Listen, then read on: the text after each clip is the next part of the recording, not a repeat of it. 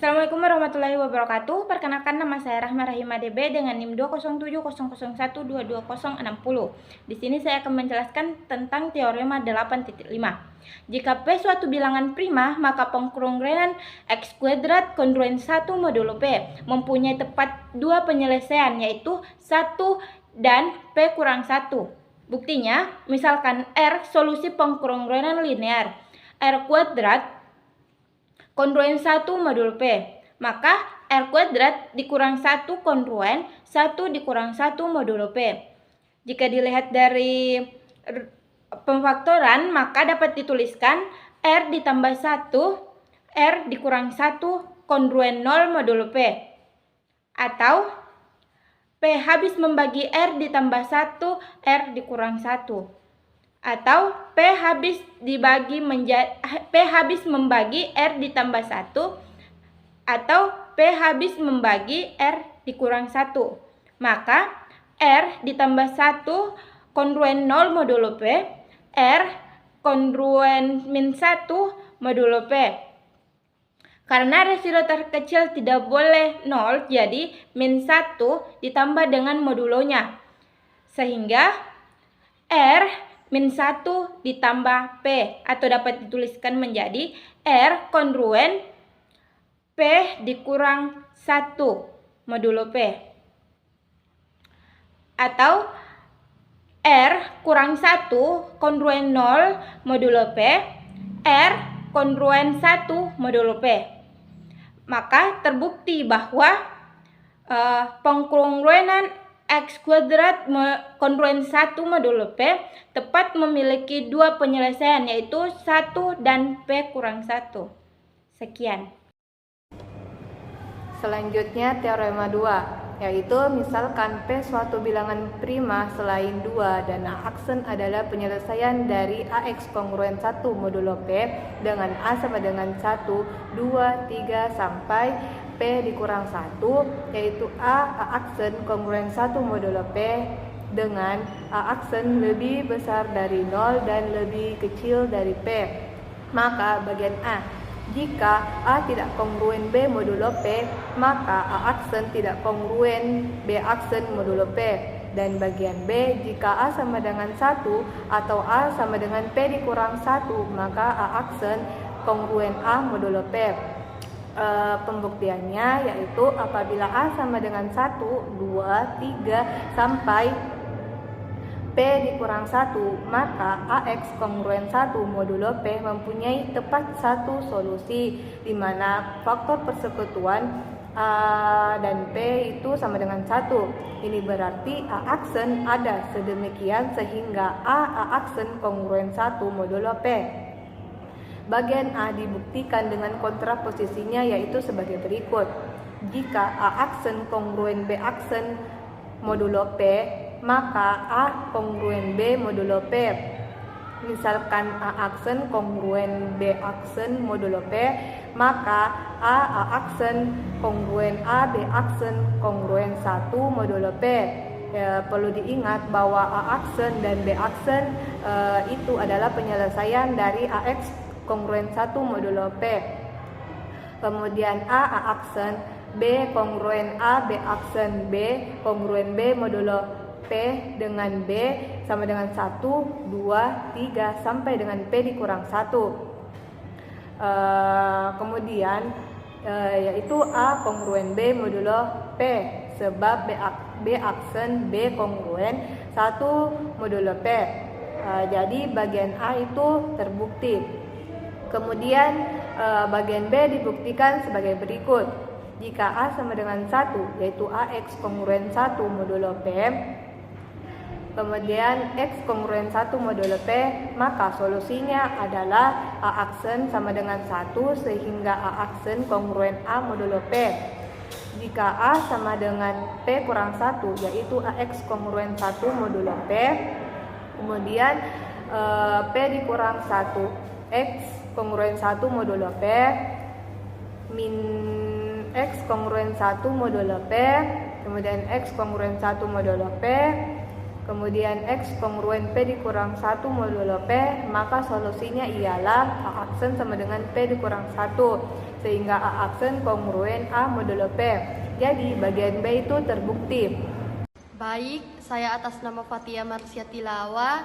Di sini saya akan melanjutkan teorema selanjutnya, yaitu teorema ketiga, teorema 8.7, yang berbunyi, jika P suatu bilangan prima, maka P kurang 1 faktorial kongruen min 1 modulo P.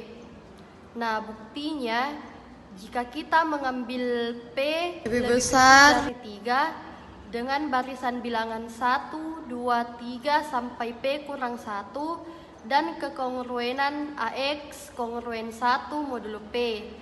Pada barisan bilangan 1, 2, 3 sampai P kurang 1, kita menghilangkan 1 dan P kurang 1, sehingga tinggal 2, 3, 4 sampai P kurang 2.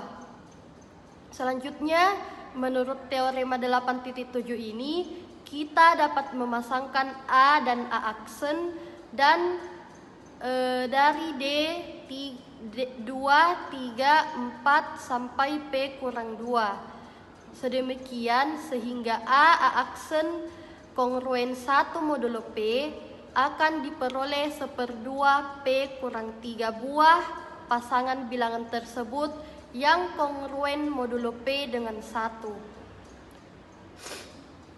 Jika semua kekongruenan dikalikan satu sama lain, diperoleh 2, 3, 4, 5 sampai P kurang 2 kongruen 1 modulo P.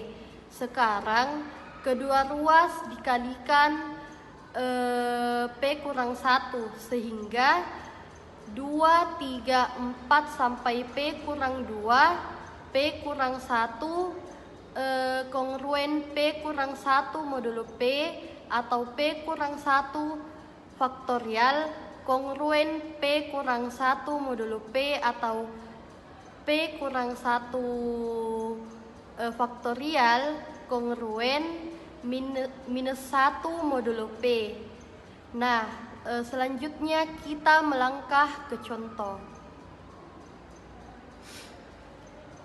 Contohnya yaitu, misalkan P sama dengan 13, tunjukkan bahwa 12 faktorial kongruen 12 modulo 13 atau 12 faktorial kongruen minus 1 modulo 13. Nah, penyelesaiannya kita perhatikan barisan bilangan dari 2 hingga 11. Hasil kali pasangan yang kongruen modulo 13 dapat dituliskan bisa 2 kali 7 kongruen 1 modulo 13 atau 3 kali 9 kongruen 1 modulo 13 atau 4 kali 10 kongruen 1 modulo 13 atau 5 kali 8 kongruen 1 modulo 13 dan 6 kali 11 kongruen 1 modulo 13. Jadi diperoleh 13 dikurang 3/2 sama dengan 5 buah kekongruenan. Hasil kali semua bilangan pada ruas kiri akan kongruen modulo 13 dengan 1 pula, yaitu 2 kali 7 kali 3 kali 9 kali 4 kali 10 kali 5 kali 8 kali 6 kali 11 kongruen 1 modulo 13, atau 1 kali 2 kali 3 kali 4 kali 5 kali 6 kali 7 kali 8 kali 9 kali 10 kali 11 kali 12 kongruen 12 modulo 13.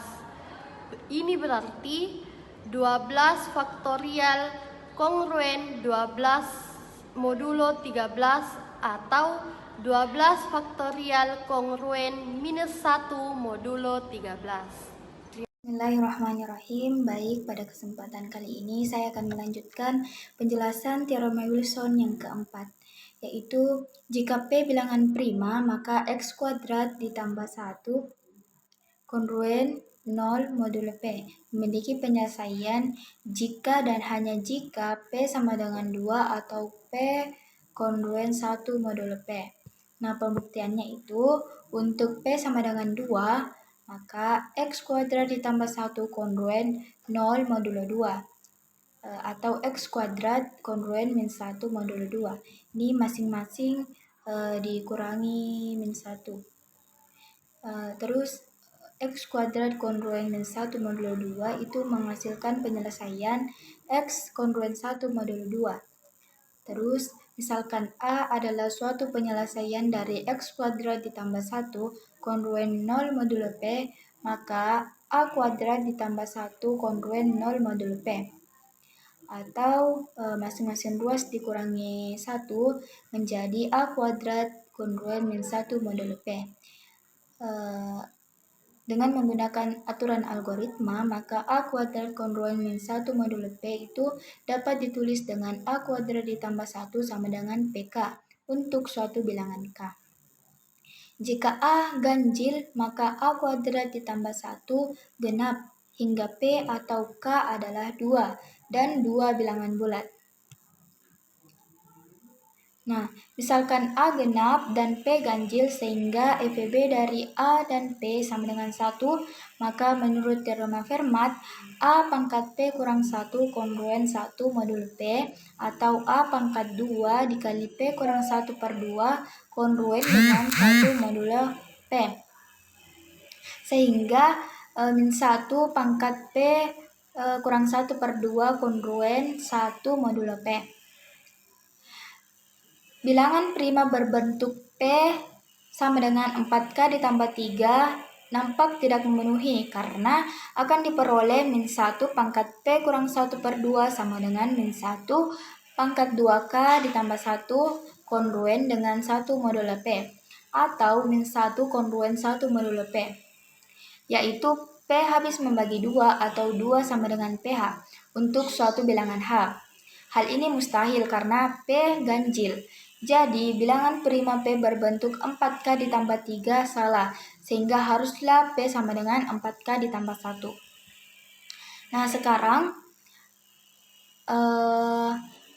P dikurang 1 faktorial itu sama dengan 1 dikali 2 dikali 3 dikali sampai seterusnya sampai dengan dikali P kurang 1 per 2 dikali P ditambah 1 per 2 dikali dengan sampai seterusnya sampai P kurang 2 dikali